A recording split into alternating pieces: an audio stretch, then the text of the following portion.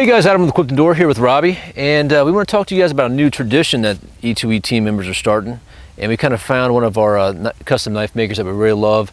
He's a great guy, Andy Roy, over there at Fiddleback Forge. So I think it's one of those things, every year we'll pick up a Fiddleback Forge knife at Andy Roy's, and we kind of just want to share with you guys what we got this year.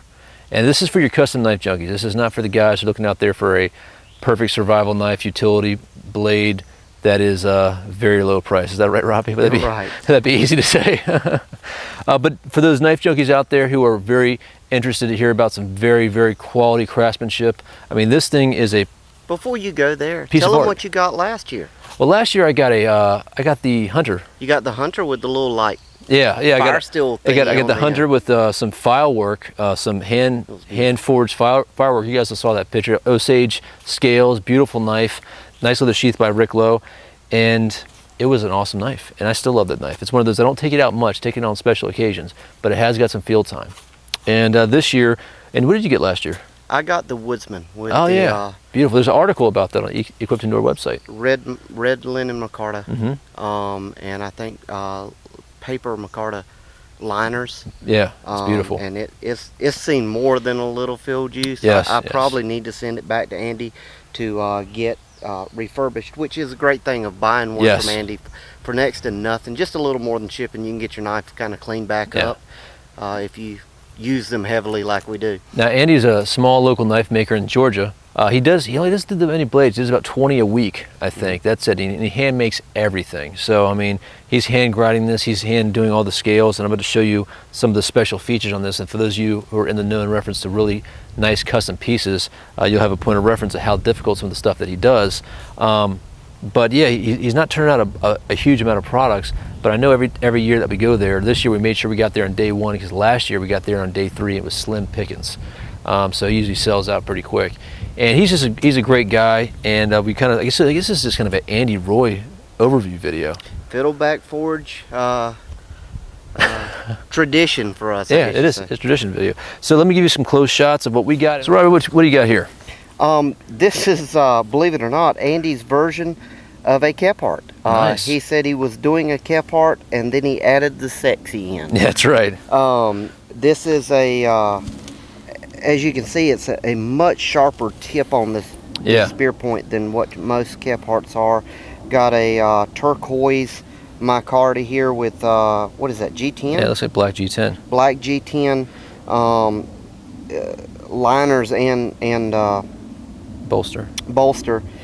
It has a tapered tang, which was big this year for Andy. That's actually, all of his blades have that tapered tang, and that is a very difficult task to do for a lot of knife makers. That I like to say that's the bane of the custom knife makers. A lot of people request it because it really lightens the knife, but the weight really forward makes it a lot easier to hold.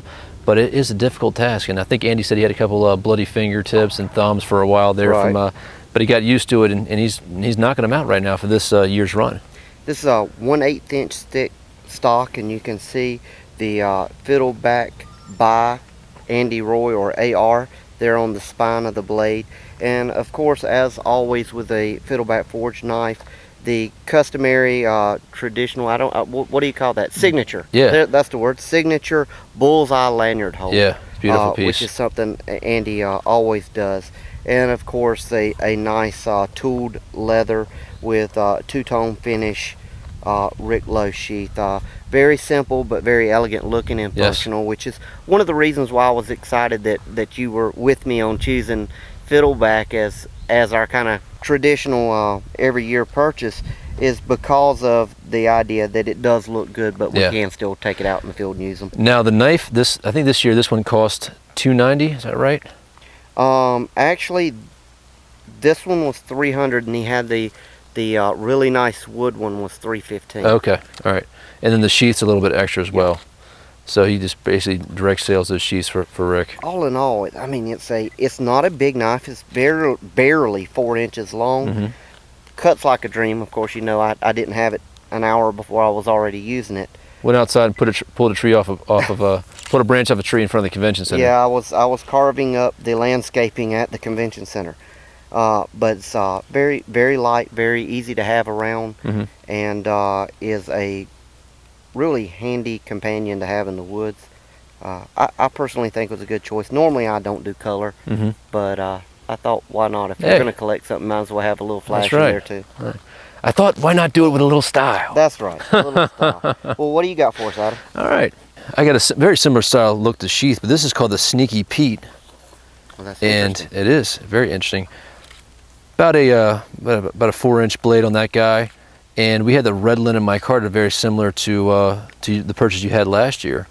Very dark, rich. We have some natural micarta pins in here. Beautiful stuff. Of course, we have the bullseye. We have double liners. We have a white liner down that. Also some natural micarta liners.